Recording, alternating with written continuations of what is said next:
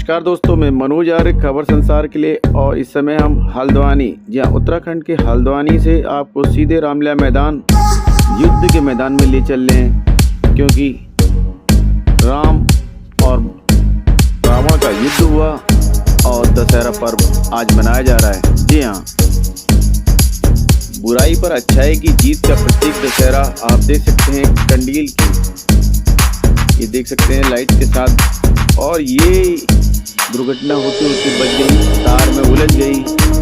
जी हाँ, ये इस समय हम सीधी तस्वीरें आपको दिखा रहे हैं। जब कंडील ने तार जला दी वो तो बड़ी दुर्घटना होने से बच गई। फिर हम आपको ले चलते हैं रामलीला मैदान दोबारा। बड़े काम में छोटी छोटी बातें होती रहती हैं। फिलहाल इसमें लापरवाही जरूर दिख रही है। फिलहाल हम श्री राम के ऊपर आते हैं वापस कि श्री राम और रावण। जी हाँ, श्री राम कौन है?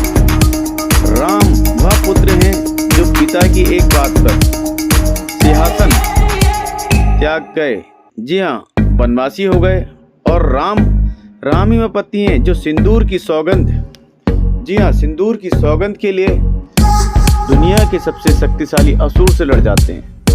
राम ही वो भाई हैं जो मूर्छित पड़े लक्ष्मण के सिरहाने बैठकर मृत्यु को चुनौती देते हैं।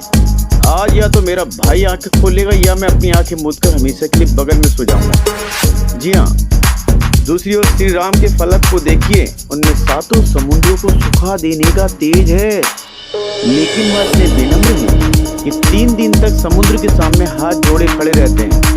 अयोध्या के मखमली बिछोने एक ही रात में सूखे पत्तों के बिस्तर में बदल गए, लेकिन उनके चेहरों पर सिकन तक नहीं आई। श्री राम अधिकार से ज्यादा त्याग है, जो अयोध्या की मिट्टी के लिए लंका का सोना त्याग सकते हैं। देख सकते हैं इसमें सीधी तस्वीरें। हम फिर वापस आ रहे हैं। अजय भट्ट स्पीच दे रहे हैं। हर वर्ष रामलीला में नेताओं का आना होता है और वो अपनी स्पीच देते हैं।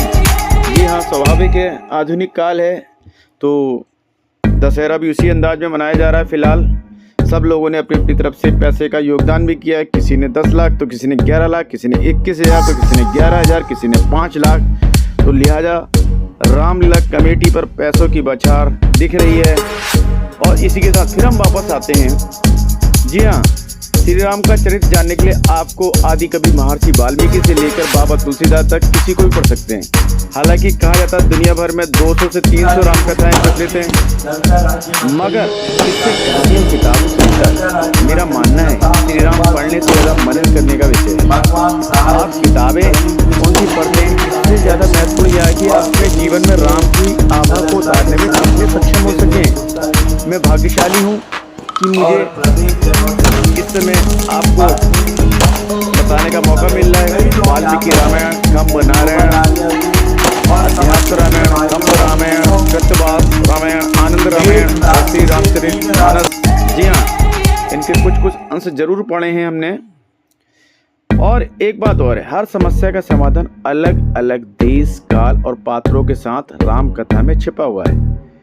इसलिए कहा जाता है कि अलग अलग है।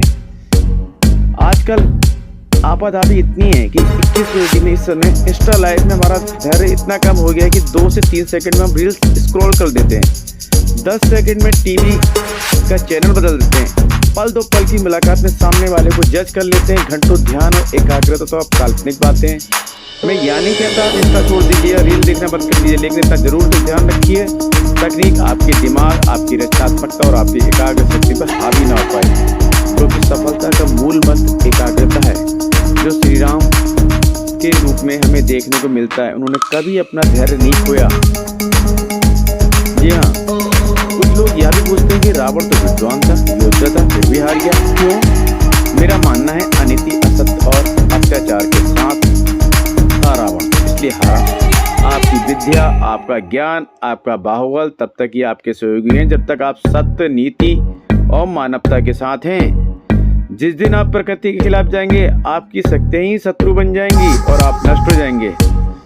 फिलहाल हम बड़े लेवल पर बात करते हैं। आज दुनिया भर में युद्ध हो रहे हैं, चारों ओर अशांति छाई हुई है। ऐसे समय में श्री राम का चरित्र और रामराज त्रेता से भी अधिक प्रासंगिक हो जाता है। जी हाँ, इजराइल और हमास का युद्ध देख लीजिए, लगातार चल रहा है। कहने का मतलब है कि हम 21वीं सदी में मंगल के जितना करीब पहुंचते जा रहे हैं, हमारे जीवन में मंगल उतना ही दूर होते जा रहा है। युद्ध और सैकड़ों आतंकी हिंसा या युद्धों की भेंट चढ़ रहे हैं। फिर हम अगर वापसी आते हैं, देख सकते हैं लगातार नेताजी का भाषण चल रहा है, इसलिए हमने आपको, क्योंकि नेताजी के भाषण आपको मजा नहीं आएगा तो लिहाजा फिर हम वापस आते हैं। रामायण के मुताबिक रावण की माँ का नाम केसी था। केसी ऋषि विश्वा की दूसरी पत्नी थी। रावण के पिता का नाम विश्वा था और वे ऋषि पुलस्त्य के पुत्र, जी हाँ, ऋषि पुलस्त्य रावण के दादाजी थे। और रावण के बड़े भाई का नाम वैश्रावण था। रावण को दशानन भी कहते हैं, 10 सिर वाला।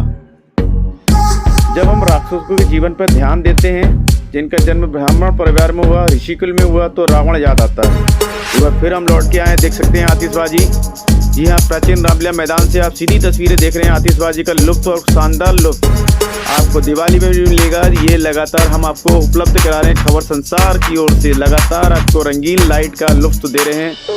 जी हाँ, काफ़ी देर तक आतिशबाजी रही। लोगों के सर में भी हालांकि चूरा पड़ रहा था उसका, क्योंकि इसका जो बारूद होता है लगातार सर पे लगता है और हम लोगों के तो सर में बहुत ही ज़्यादा इसका बारूद गिर रहा था। तो देख सकते हैं लगातार हम बीच बीच में आपका ध्यान, क्योंकि रचनात्मकता जरूरी है, हमारी ओर से कोशिश रहती है आपको ज़्यादा से ज़्यादा कवरेज, ज़्यादा से ज़्यादा जानकारी सुलभ कराएं। तो फिर हम आते हैं रावण कुल पर। जी हाँ, तीनों भाइयों ने घनघोर तप किया। जी हाँ, तीनों भाई ने घनघोर तप किया, यानी कि रावण और उसके बेटे मेघनाद और कुंभकर्ण ने। लेकिन उनका जो तप था केवल भोग की प्राप्ति के लिए था। अब जैसे हम कह सकते हैं कोई आदमी धन कमाए और रिवाल्वर खरीद ले, धन कमाए दूसरी पत्नी ले आए, धन कमाए केवल शरीर सशक्त बनाने में लग जाए, तो वह कभी बड़ा आदमी नहीं होगा। रावण बंधुओं ने जो तप किया उसका उद्देश्य था कि खूब धन मिले, खूब भोग मिले। इसका उदाहरण कुंभकर्ण के रूप में आपको समझाया सकता है।